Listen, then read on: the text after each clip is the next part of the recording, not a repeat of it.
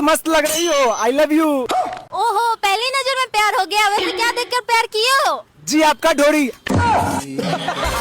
एक नंबर के छिनरा। अलग ही लेवल का बनना था। लड़का, जो लड़के गोरी लड़की पे मरते हैं, तुम उसको कुछ बोलना चाहोगे? हाँ बिल्कुल, कुछ लोग सिर्फ गाड़ी के रंग पे ही मरते हैं, उनको इंजन से कोई मतलब नहीं होता है। और ये बात गाड़ी के लिए नहीं थी। क्या बात है समझ गई। मुखिया जी। ए लड़का, तुम लड़कों को कैसी लड़की से शादी नहीं करने की सलाह दोगे? पतली दुबली। क्यों? क्योंकि जिसपे खाना असर नहीं करता उस पे प्यार क्या तुम्हारा खाक असर करेगा? मैं कुछ बोल ही नहीं सकता। समझ गई। यार नाराज क्यों हो तुम? यार एक बात बताओ, हाँ, अगर तुम्हारी गाड़ी स्टार्ट ना हो, हाँ? तुम कितनी बार किक मारते हो? जब तक स्टार्ट ना हो जाए, मतलब कि 4 से 5 बार। ओ, और जब मेरी बारी आती है तो एक बार मार के क्यों रुक जाते हो?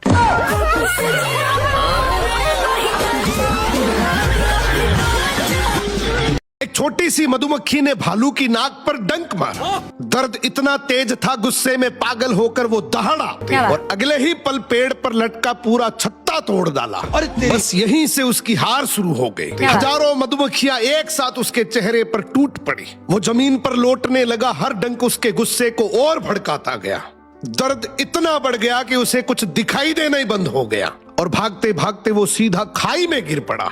सच तो यह है कि उस भालू को मधुमक्खियों ने नहीं मारा, उसे मारा उसके बदले की आग ने। कई बार हम भी उस भालू की तरह छोटी छोटी बातों पर गुस्से में अपना ही नुकसान कर बैठते हैं। इसलिए हर लड़ाई लड़ना जरूरी नहीं होता, कुछ चीजों को छोड़ देना ही सबसे बड़ी जीत होती है।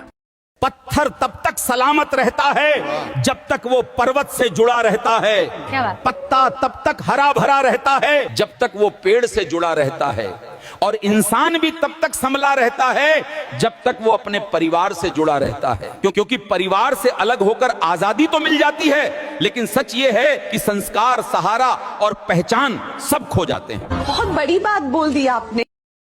अर्थी पर लेटी अपनी पत्नी की मांग भरते समय पति की आंखों से आंसू थमने का नाम नहीं ले रहे थे। दोनों एक दूसरे से बेहद मोहब्बत करते थे। उन्होंने साथ जीने मरने की कस्में खाई थी, लेकिन आज पत्नी उसे अकेला छोड़कर हमेशा के लिए विदा हो चुकी थी। अब सब लोग पत्नी के शव को शमशान घाट ले जा रहे थे और पति रास्ते भर उसके साथ बिताए हर पल को याद करके फूट फूट कर रो रहा था। बार बार उसके मन में बस एक ही बात आ रही थी कि पत्नी के बिना वो अकेला कैसे जी पाएगा। उसने अपनी पत्नी से कहा, बेटी की शादी हो गई और बेटा भी अपनी पत्नी के साथ दूर रहता है। अब तुम ही बताओ मैं किसके साथ रहूंगा?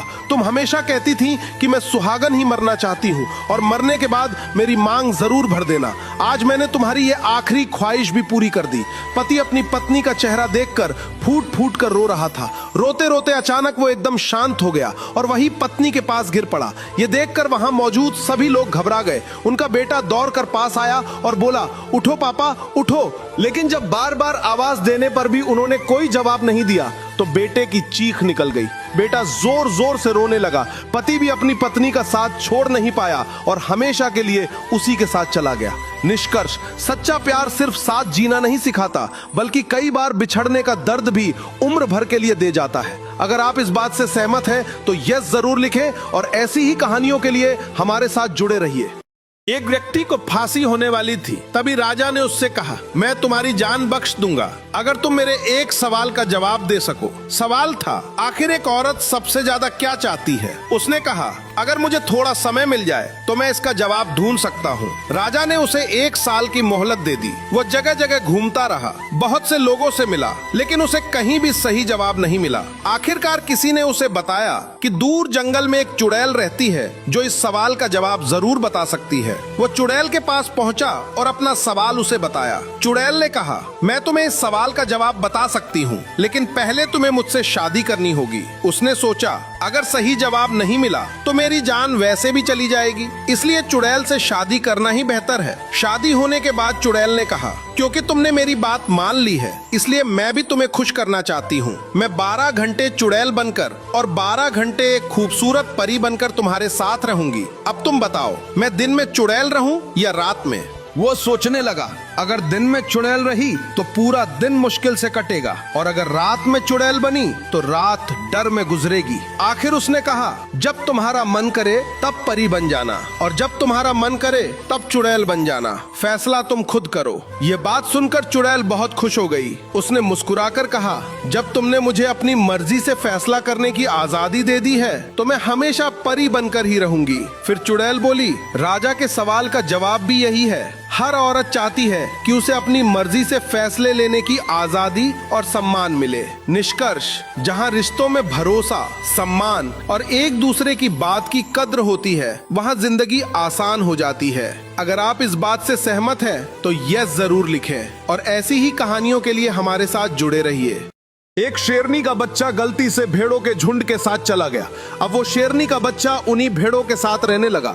भेड़ों के बीच पलते पलते वो खुद को भी भेड़ ही समझने लगा था। समय बीतता गया और वो शेर का बच्चा बड़ा होकर एक जवान शेर बन गया। एक दिन एक बूढ़े शेर ने भेड़ों के झुंड पर हमला किया, लेकिन जब उसने उस झुंड में एक जवान शेर को देखा तो वो हैरान रह गया। उसे समझ नहीं आया कि एक शेर भेड़ों के साथ क्या कर रहा है। बूढ़े शेर ने दोबारा हमला किया ताकि वो उस जवान शेर को पकड़ सके। कुछ देर बाद बूढ़े शेर ने उसे पकड़ लिया। बूढ़े शेर ने कहा, अरे मूर्ख, तुम मुझे देखकर क्यों भाग रहे हो? जवान शेर डरते हुए बोला, प्लीज मुझे छोड़ दो। फिर बूढ़ा शेर उसे एक नदी के किनारे ले गया। उसने जवान शेर को पानी की तरफ इशारा करते हुए कहा, पहले इसमें अपना चेहरा देखो।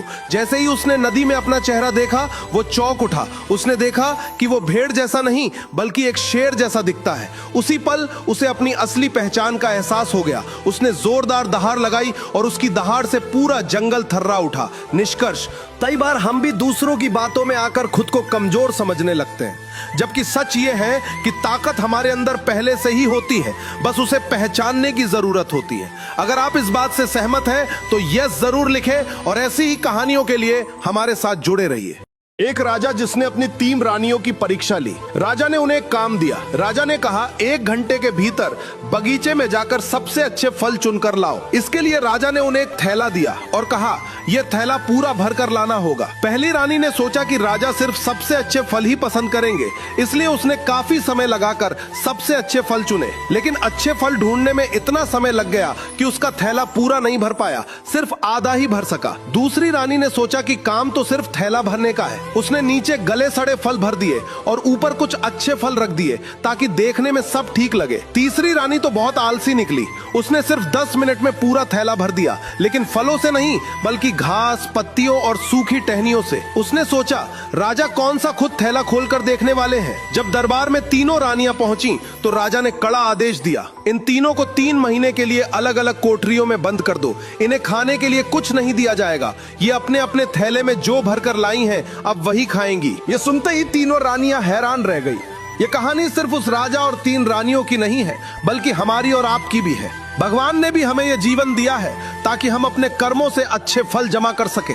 लेकिन सच्चाई यह है कि बहुत कम लोग अच्छे कर्म करते हैं। कुछ लोग बुरे कामों में अपना समय बर्बाद कर देते हैं और कुछ लोग बिना सोचे समझे पूरी जिंदगी यूं ही निकाल देते हैं। निष्कर्ष, आज जो कर्म हम कर रहे हैं कल उसी का फल हमें मिलने वाला है। इसलिए समय रहते अपने जीवन के थैले में अच्छे कर्म भरना शुरू कर दीजिए। अगर आप इस बात से सहमत हैं तो यस जरूर लिखें, और ऐसी ही कहानियों के लिए हमारे साथ जुड़े रहिए।